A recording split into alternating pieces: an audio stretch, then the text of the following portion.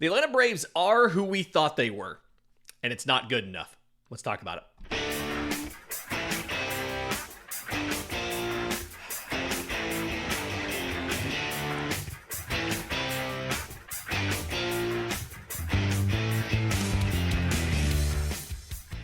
Yes, welcome on in to Braves Today for Wednesday, May 28th. Your source of news, notes, and updates on your Atlanta Braves.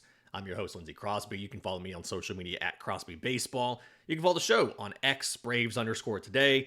We have a Facebook page and Instagram as well. And you can find all of my written work, BravesToday.com. That's the Braves Today Substack, as this is both a podcast and a newsletter. Tons of ways to support everything we're doing. 5-star review with some kind words on Apple, Spotify, YouTube Music, I think is where Google does their podcast reviews. Subscribe to the YouTube channel. Subscribe to the newsletter. We did break 1,000 subscribers yesterday.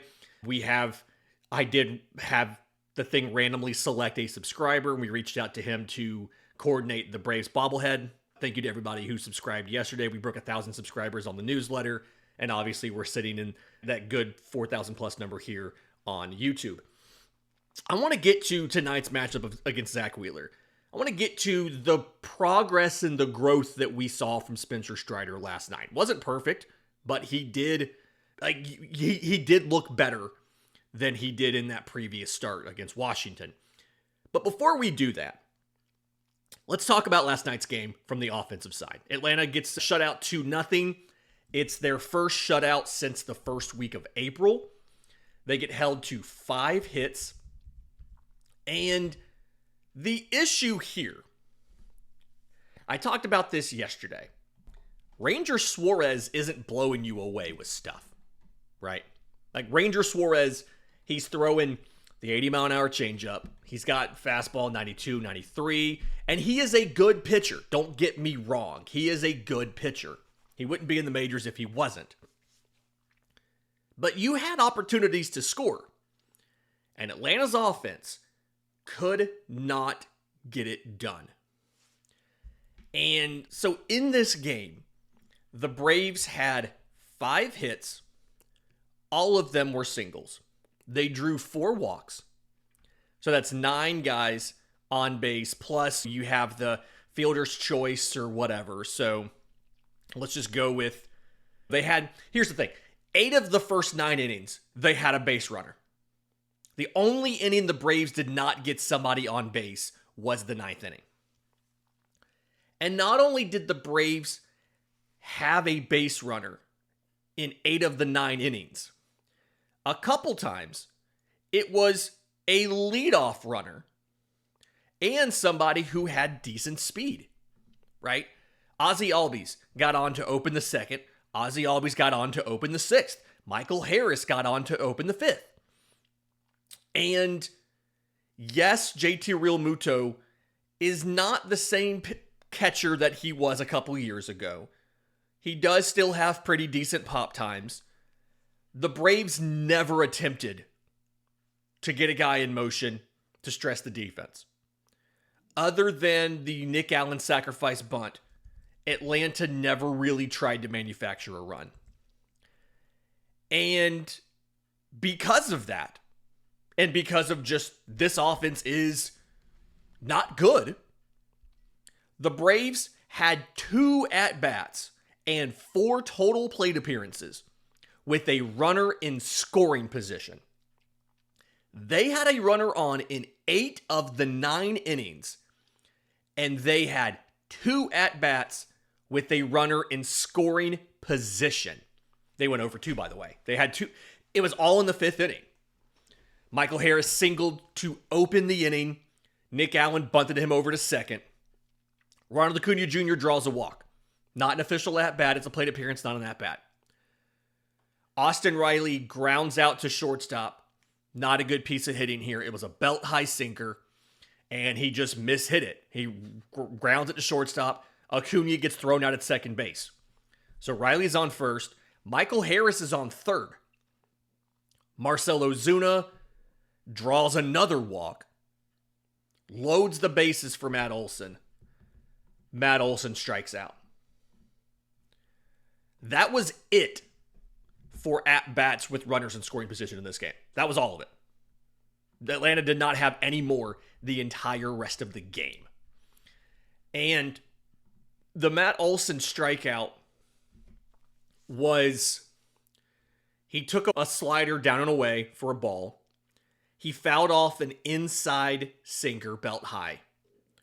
He took a sinker that was farther up and farther in off the plate for a ball, which is, I've never really understood the idea of throwing sinkers up in the zone like that. Whatever. It's weird. Who knows?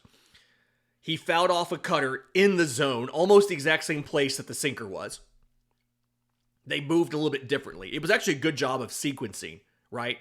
You throw the sinker and it runs back in on your hands, and then you throw a cutter to the exact same spot and it moves the other direction, a little more towards the middle of the zone. I'm going to argue that wasn't a good pitch, right? You never want to throw something that breaks into the middle of the zone.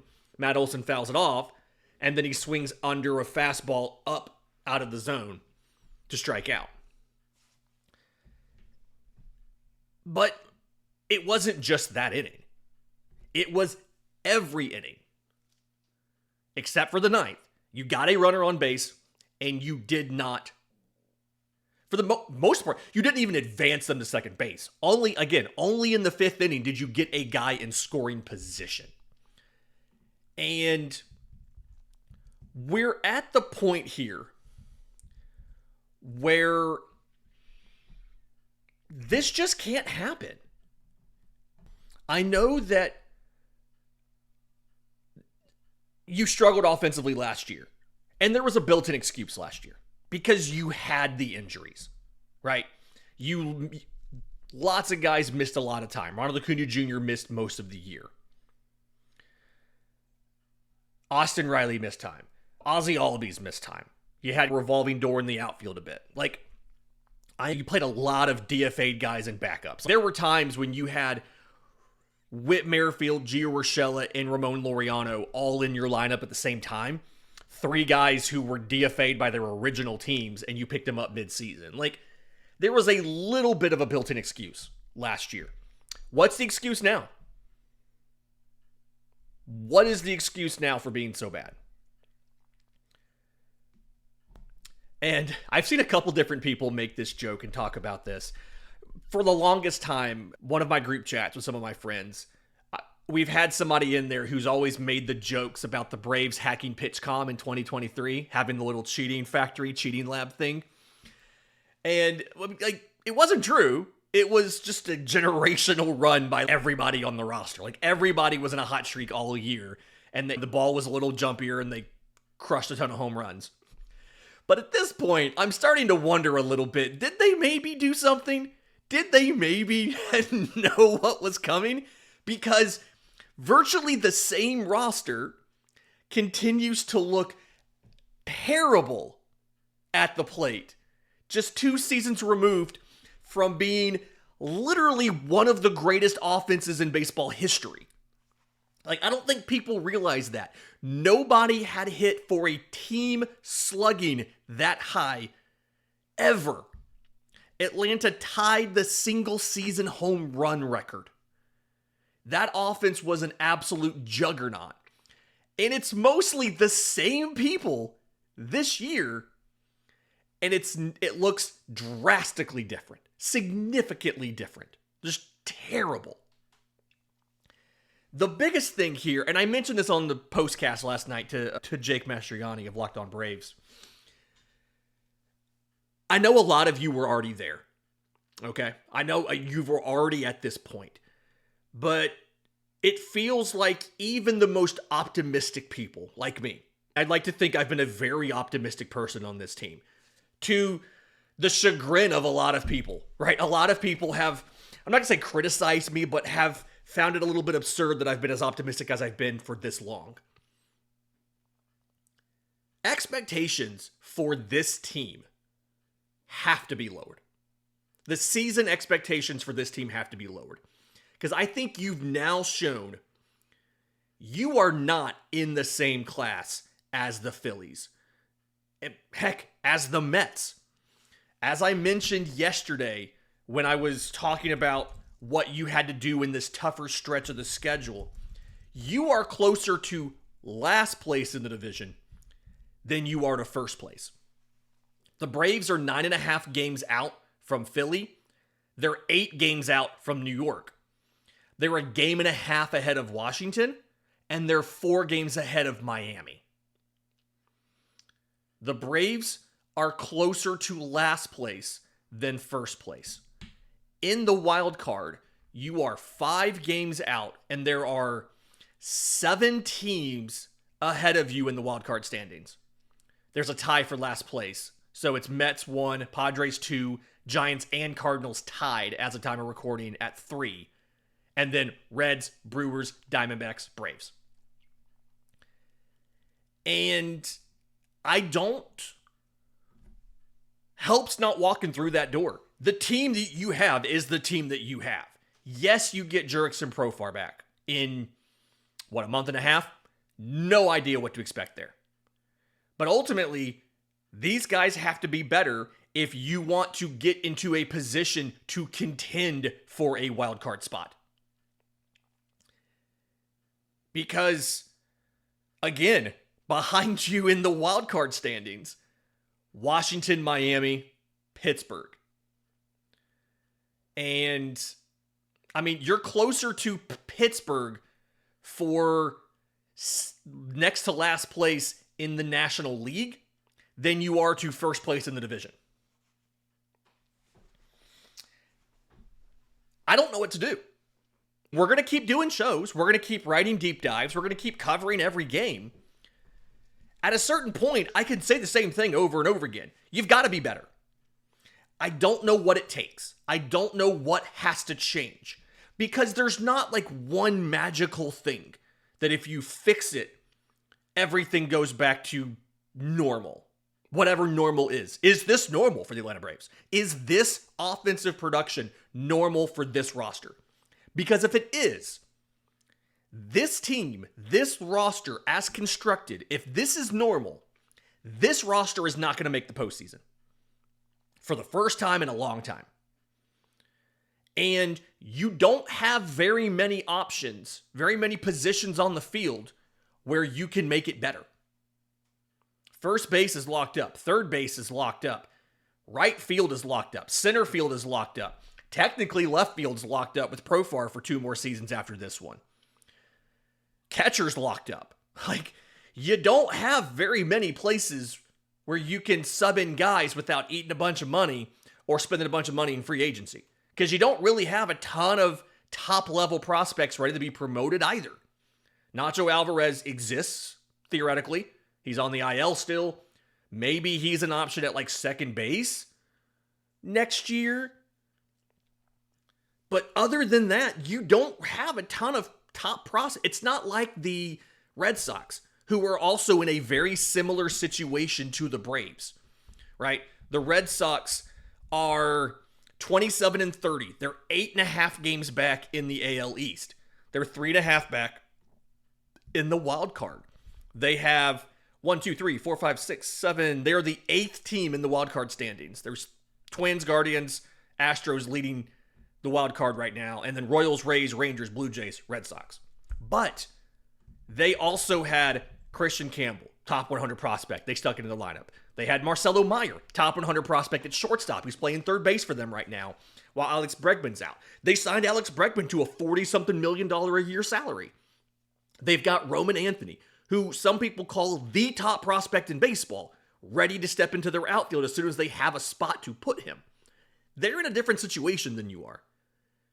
Atlanta's in a situation where, other than Profar returning, and he is the biggest of question marks, you don't have help on the way. They are who we thought they were. And I hate that it took this long for me to realize it, but I hate that this is true. I hate that this is the situation we're in. Because we have to adjust our expectations down. And I know a lot of you already did. Thank you for being patient with me while I got there. The only real saving grace of this roster is that the pitching, on the whole, has continued to be very good. Spencer Strider has the potential to take it to another level if he can return to form. Let's talk about what he did last night and the improvements he showed. We'll do that next, right here on Braves Today. Spencer Strider in last night's game took what I'm going to call a Jacob deGrom loss, right? We all remember the days of Jacob deGrom with the Mets, where he would be absolutely dynamic, and they'd lose 1-0. In this case, it was 2-0. Spencer Strider making his second start since coming off the IL with the hamstring issue, where he missed 5 weeks. 4 2/3 innings, which is not great, right? He didn't finish 5 innings. Not a thing that you really, that he's expecting to happen to him. He throws 90 pitches, 50 strikes, 40 balls. He got behind batters a lot. He walked 4, although two of those walks were the final 2 batters he faced in the 5th inning. But he allows 1 hit, 1 run, strikes out 7, and takes the loss. In the post-game media availability, with all the different beat guys who traveled to Philadelphia, Strider talked about he needed to be better. And that's what he's going to do. Chris Sale was the same way. When Chris Sale was bad to start the year, because let's be honest, Chris Sale was bad to start the year. When Chris Sale was bad, he didn't throw guys under the bus. He talked about he needed to be better. He needed to improve. And Strider absolutely acknowledged that he wasn't as good. But yet, he still battled. He still found a way to be competitive. Again, not perfect. One of the big things that stood out to me, and I believe he may have discussed this, that he was getting behind guys, throwing too many balls, and the 1 run that he gave up in the 2nd inning was a situation where he walked the leadoff hitter, I think it was Alec Boehm. He strikes out Nick Castellanos, Max Kepler doubles. Boom, right there. There's your run. And that ended up being all they needed. That ended up being all that they had to have. In the game, again, Strider wasn't bad. He gave up 4 hard hit balls. That is it. But he wasn't good enough. And I think his comments after the game were really good. Because he explained he's not trying to get back. Those were his words. I think it's got to be a present focus on being the best version of myself tomorrow and the next week and going forward. It's tough, I think, because there's moments where things feel very close and they feel like it's almost right at the tip of your tongue. That's where you need to acknowledge the progress and acknowledge it's a positive feeling and try to understand why it's happening. Obviously, he's a very cerebral guy, but he did talk about his actual pitches and his stuff. The velocity, still not where it was in his earlier seasons, right? He's not averaging 97, 98, things like that. He averaged 95 in this one. And the velocity, as it has, dropped off a little bit, right? He had 8 pitches between 90, in the 96s in the first 2 innings. And after that, he topped that at 95-8 in the 3rd, 94-6 in the 4th, and then he got a couple pitches back in the 95s in the 5th inning. So average 95.1 on the fastball, 24 swings and 49 fastballs, 4 swings and misses, 4 whiffs on the fastball. And he acknowledged that the velo's not there, but the stuff is better. Quote, I think my movement is really good on my pitches. All the stuff is pretty consistent.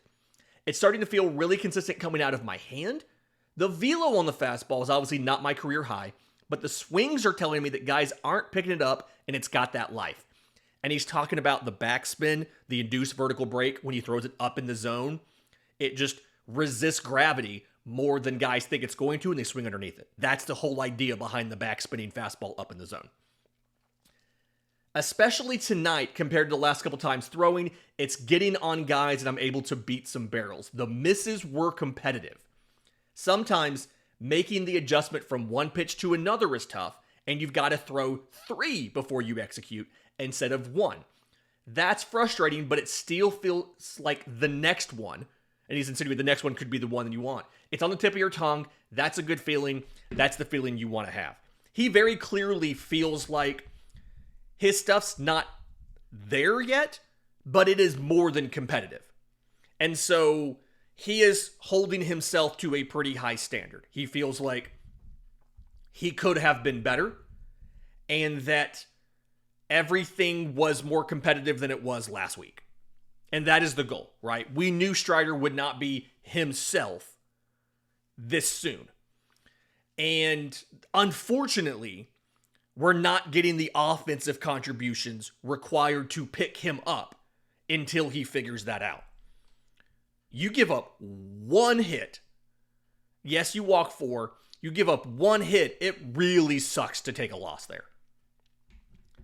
But like the second run that came in was 2 singles and 2 walks by Daisybel Hernandez in the 8th. Like, it's not just Strider. The offense has not been good. There's been times when the bullpen has struggled. We've seen Dylan Lee with some homers from time to time.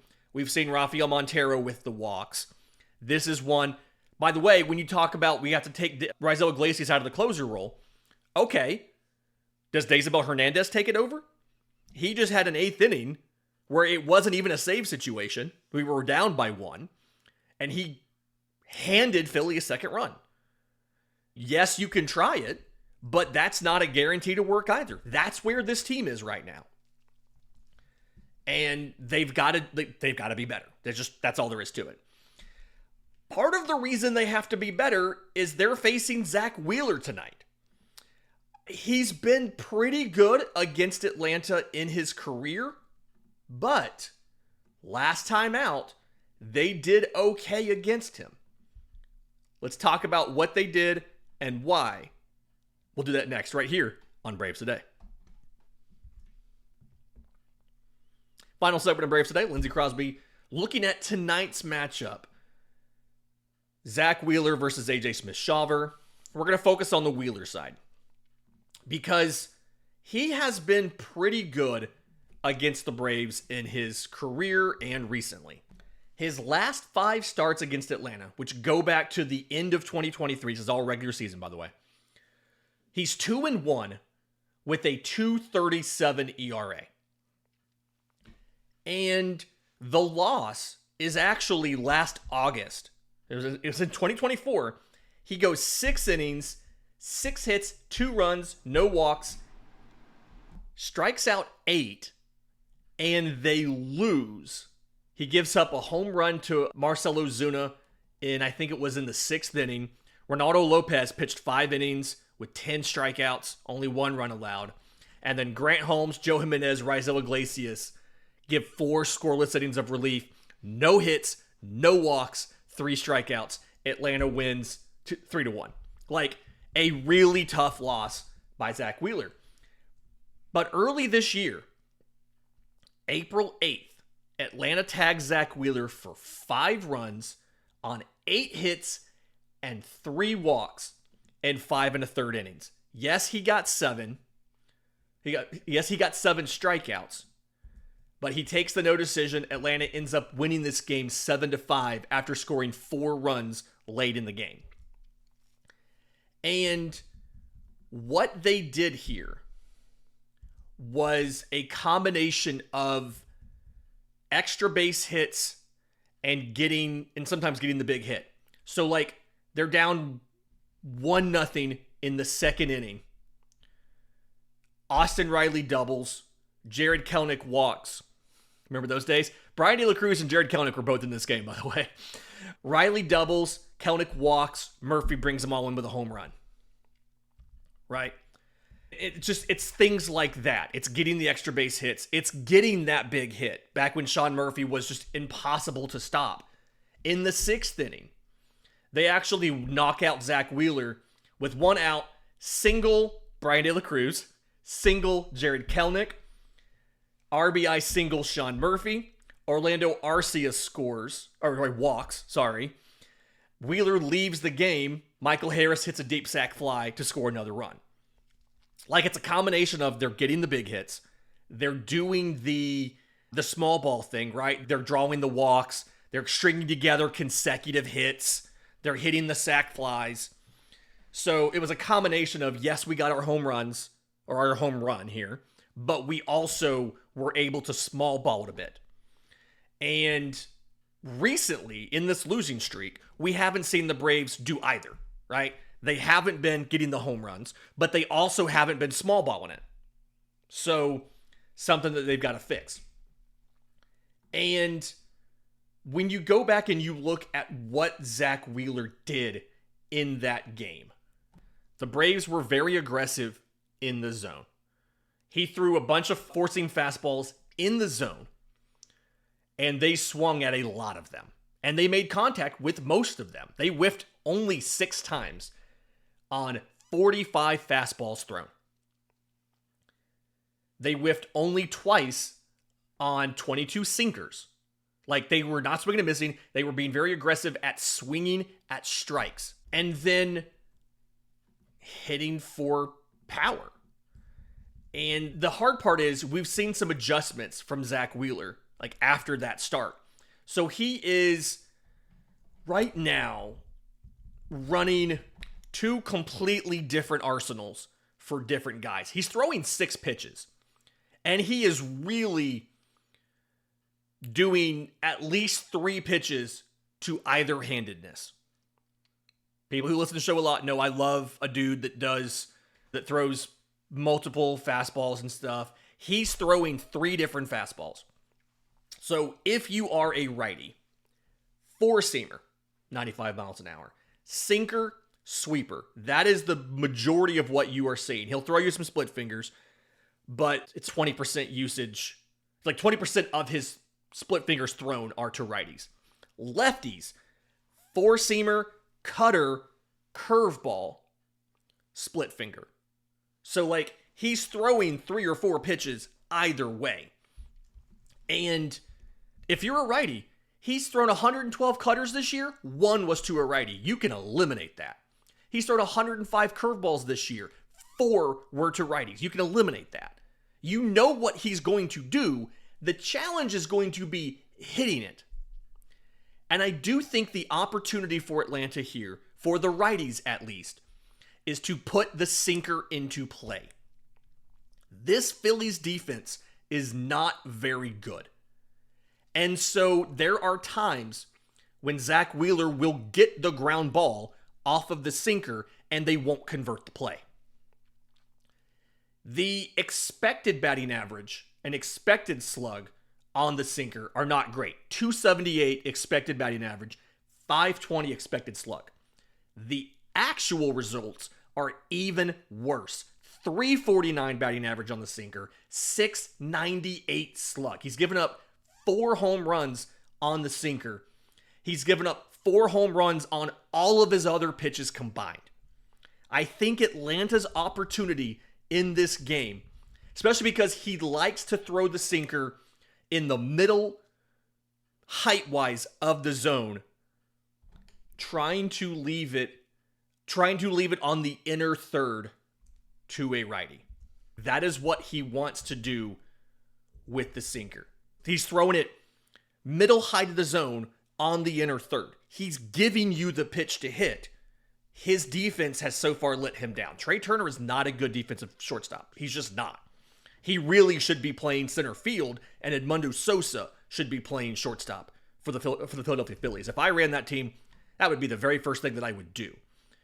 But we're in that situation right now where you're going to have opportunities to hit pitches. The question is going to be, can you do it or not? Because if you get behind in the count and he can throw things out of the zone, if you're a lefty, if he can throw you that split finger, if he can throw you that curveball out of the zone, you're going to chase those, you're going to strike out. But if you can either get him behind in the count or you can ambush something early, you can put the ball in play off of Zack Wheeler, right? His sweepers are all over. He doesn't really know where the sweeper's going to end up. Some of them are going to come back and catch the edge of the zone. Some of them, like, he's going to start them outside and land them outside. Some of them, he's going to start them outside and bring them back into the zone. Some of them, he's going to bring across the zone and try to land them inside. But you absolutely can hit some of these early count pitches. Question is, are the Braves going to do it? because so far, I don't have a ton of confidence that this offense is going to be able to do it. But just he's going to give you opportunities to put balls into play. Atlanta needs to put these balls into play. They need to get them to fall, and they need to string these together because waiting for the home run, as we have seen, is not sustainable for this version of the roster. We will be back tomorrow with another episode to preview the series finale. Please let me know. I've gotten some mixed messages here. Do you want to do the live shows on Friday? Do we like that? If everybody likes that, we'll set it up. We'll do another live show this Friday where we go maybe a little bit longer, talk about different stuff, take questions from the chat on YouTube and all of that. So let me know. I'm on social media at Crosby Baseball, shows on X, Braves_today. Heck, you can email us, contact@bravestoday.com. Until next time, this has been Braves Today.